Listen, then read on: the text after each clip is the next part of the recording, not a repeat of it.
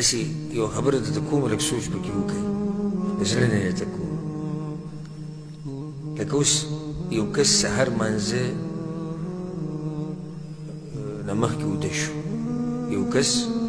د شپې په 12 بجې ویده شو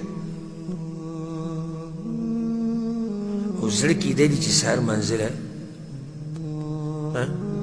نه پاسه موبایل په شپږ نیمې په ټایم کړی زما دې خبرې ته سوچ کوئ او دې مړ شو او په زړه کې دا خبره د الله مخې ته یوړه چې سحر مانځله نه پاسه خیال کوئ یعنې دې مړ شو او په زړه کې دا خبره لاړه او الله سره مخامخ شو او الله ورته وویل ښه نه راپاڅېدې سحر مانځل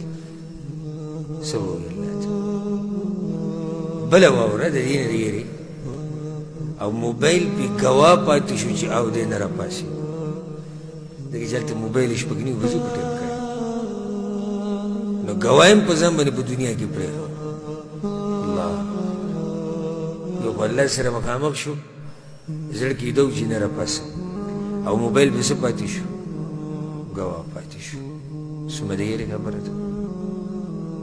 څومره ګټه خبره ده څومره د سوچ او د فکر خبره ده نو مونځ په خپل وخت کې کول دویم د مانځه قایمول مطلب داسې طریقه باندې کول کومه طریقه چې الله ښولې ده نو الله مونږ ته څنګه ښولې ده د پیغمبر په ژبه یې ښولې ده قرآن کې صرف دا ویلي دي الله چې څه وکئ مونځ وکئ اقیموا الصلاة یو ځکه الله دا ښولي دي چې د مونځونو څو رکعتونه یي نه دي ښولي قرآن کې قرآن کې دا شته چې ماښام مونځ 3 رکعته دی مازدیګر 4 دی نشته دا شته چې مونځ په څه طریقه کې نه تا ته دا وایي مونځ وکړه نو یا الله نو تفصیل وي تفصیل د پیغمبر نه واله تفصیل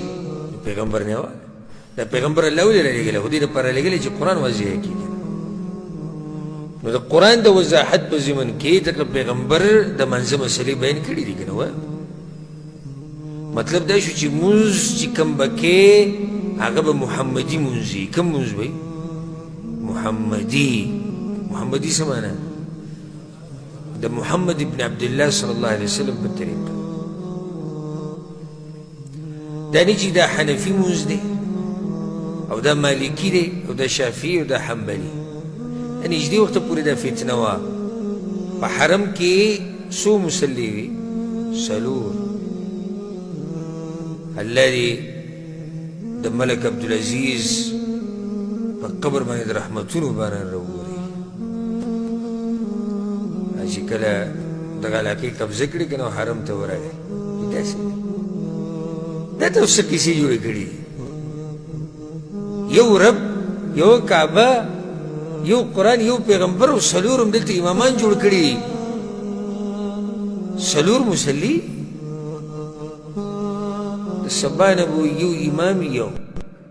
او ټول به شاته ولاړ د نرز وي او د اوسه پورې څوک دې وړه کېږي د پیغمبر په طریقه به وي مونځ کېږي او ټول به پسې شاته ودرېږي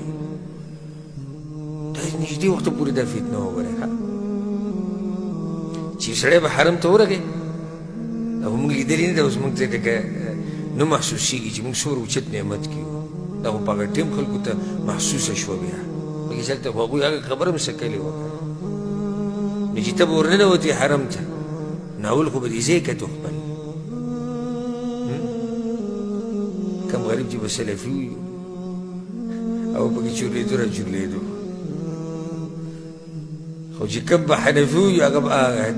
دغه د امام ابو حنیفه مذهب والا ولاړ دی او د امام شافعي مذهب کله به پکې خطا شو دی به ورغی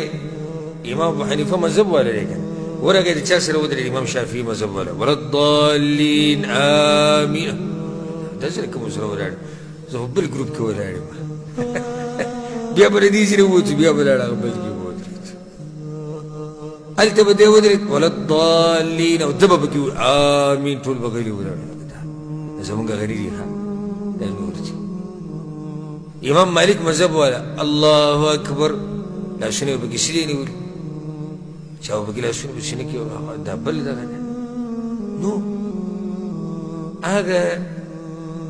طریقه الله ختمه کړه د ملک عبدالعزیز رحمه الله په لاس باندې یعنی زم یوازې دا نیکي نه ده چې الله به دې څومره اجر ورکړي چې ټول مسلمانان یو کړو یو امام او شاته به ودرېږي نو مونځ به کې خو کوم مونځ به کې محمدي مونځ به کې محمدي مانځه مطلب د پیغمبر صلی الله علیه وسلم په طریقه باندې درېیمه خبره پکې دا ده